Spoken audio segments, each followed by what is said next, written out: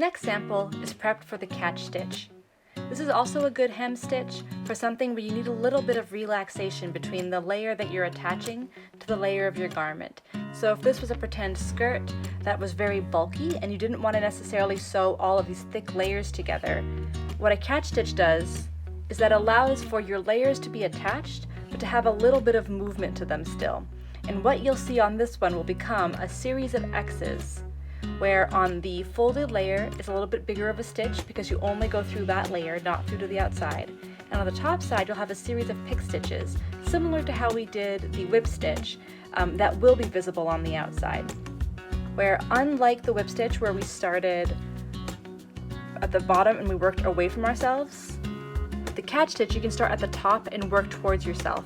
So for right-handed people, same idea, where you'll hold the fabric in your left hand and you'll have your needle in your right hand and you'll want to be able to stitch into your left. Whereas if you're a left-handed person, you'll have the opposite, where you'll hold the fabric in your right hand, needle in your left, and you'll start away from yourself and work towards yourself. Because with the catch stitch, it's a series of back stitches that will cross over themselves, and that will help with a little bit of the tension that you'll have to apply to the stitches. So we will start the same way that we did with the whip stitch, where we have our knotted thread and we'll hide that knot right inside the fold. And you'll see the common theme of doing a small pick stitch to set that double lock. So a small pick stitch to the outside, all we see is that flash of silver. And then there's those two versions, right, of how to do your double locking stitch. You can pull down a loop and go through that loop twice, or put your needle through the fabric and wrap your thread twice. So now that I've started, I'll pull out my pins just at the top.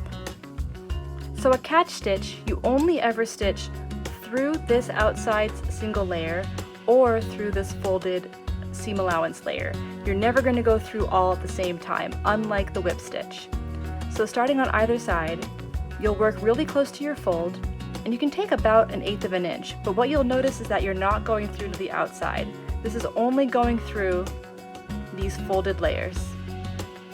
And so you'll pull the needle away from yourself, but not so tight that you pucker the fabric, and then you'll bring that needle down towards you, and a little less than 1/4 inch away, you'll take a small pick stitch through this single layer of fabric, and you'll pull away from yourself, and then you'll fold that needle back down towards yourself. And it's this counter pressure that helps set your catch stitch in place.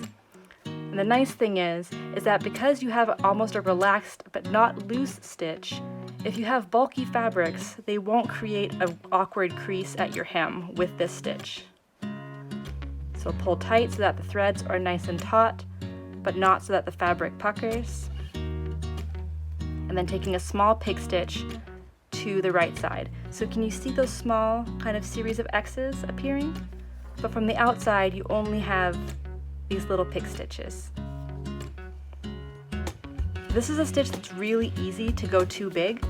And if you go too big between your stitches, a stiletto heel or someone's toe or something while they're quick changing can hit right through that and tear out your hem. So it's important that you think that these are pretty close together. Like mine are honestly a little bit too big apart. You want to cheat that 1/4 inch so that between stitches, each set of stitches really is just under 1/2 inch. And I'll keep my pins in while I'm working until I get closer.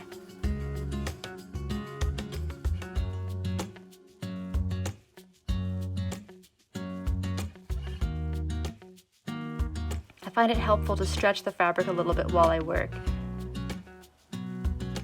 so I can keep those edges nice and crisp.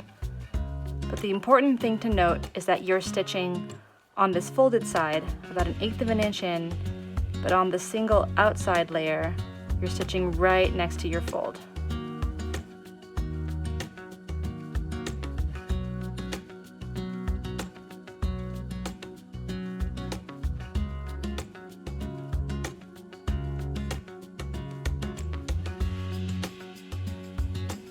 you'll take your stitches all the way to the end, and you'll finish the same way as before, taking one last pick stitch through all layers, making a loop and going through it twice. And then before you cut your thread, going back into your folded layer, sneaking away 1/4 inch so that you can trim your thread tails. And so for the catch stitch, you can see that it's a series of almost little hills and valleys of points and X's, but on the right side, it's that same series of pick stitches that you saw on the whip stitch. This next piece is prepped for a slip stitch. The slip stitch is the ninja of all stitches. On the inside, you can't see it because all the work happens in this fold. And then from the outside, it's just a series of small pick stitches, similar to the catch and to the whip stitch seen already. So for a right-handed person, you would hold the fabric in your non-dominant hand and the needle in your right, and you can start closer to yourself and work away. And then for a left-handed person, same as the others, or as whip stitch rather, a needle in your dominant hand, start close to yourself and work away from yourself. So we'll start the same way as the others, where we take our knotted piece of thread and we hide it on the inside of our folded edge. And then we'll take a small pick stitch that goes through to the outside, and when you double check yourself, you just see a small flash of silver, barely a pucker. And then you have those two different ways to do a double locking stitch, where I'll wrap my thread twice around the needle, or I'll make a small loop. And I'll just pull my work nice and tight.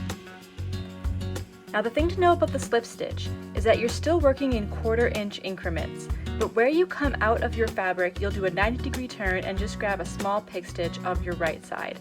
So where you come out of one side, you immediately go into the other, and that's what makes it a super ninja stitch.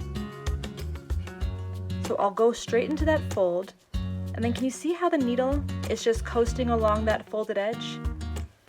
So I pull my needle through, and where I come out, I'll take a small pick stitch through to the outside. The important thing is, because of these 90 degrees over from edge to edge, that's how you can't see your work once you pull it tight. If you move too far over to take your next stitch, you'll leave exposed thread, and unfortunately ninja status is never achieved. So I travel just that 1/4 inch within the fold, pull my needle tight, but not so tight that it puckers the fabric, and then take a small pick stitch. There are no knots in the slip stitch, because otherwise this next step that I'll show you guys won't happen. So I go in and out on the fold, and I take a small pick stitch,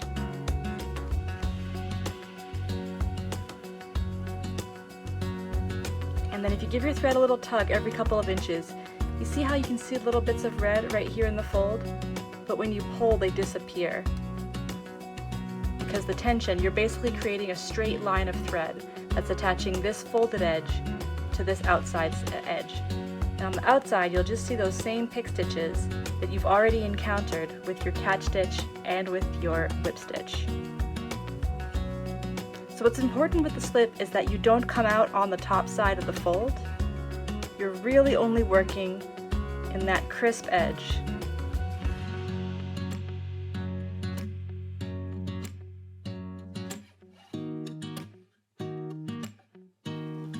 And if you pull too tight, you can just go ahead and smooth your fabric out. And just be mindful while stitching.